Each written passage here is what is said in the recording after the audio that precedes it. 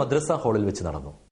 അഞ്ചാലൻ കുഞ്ഞി മുഹമ്മദ് ഹാജി മുഖ്യ രക്ഷാധികാരിയായി 5 വിദ്യാർത്ഥികളുമായി 2007 തുടങ്ങിയ മദ്രസയുടെ കീഴിൽ 50ഓളം വിദ്യാർത്ഥികൾ ആണ് ഇന്ന് പഠനം നടത്തുന്നത്.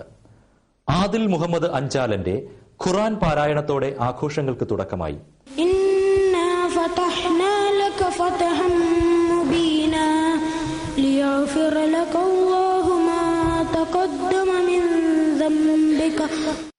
മുഹമ്മദ് അലി മുസലിയാർ കൊടുവള്ളി അധ്യക്ഷനായ ചടങ്ങ് അബ്ദുൾ അസീസ് കണ്ണൂർ സ്വാഗതവും ഫക്രുദ്ദീൻ തങ്ങൾ ഉദ്ഘാടനവും നിർവഹിച്ചു. നബി സല്ലല്ലാഹു അലൈഹി വസല്ലമയുടെ ജന്മദിനത്തെക്കുറിച്ച് റബീഉൽ അവ്വൽ 12 തന്നെയാണെന്നുള്ളതിൽ യാതൊരു സംശയവുമില്ല.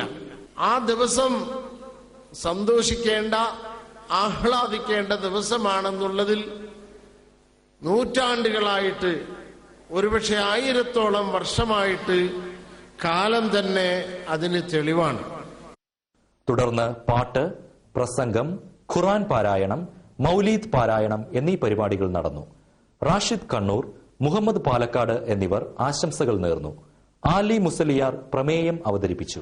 ആമീന ബീവിക്ക് പൂമകനായി ഹാഷിം കുലത്തിലെ പൂപ്പൈതലായി ജീവിത വഴിയിൽ ചൂട്ടു തെളിക്കും വഴിവിളക്കാണൻ പൊന്നുമ്മ. മുത്തുനബിയുടെ ഓമന പുത്രി ഫാത്തിമത്തു സുഹ്റ. മുത്തുഹബീബേ വന്നോ നീല നില ഉമ്മാനി പോയോ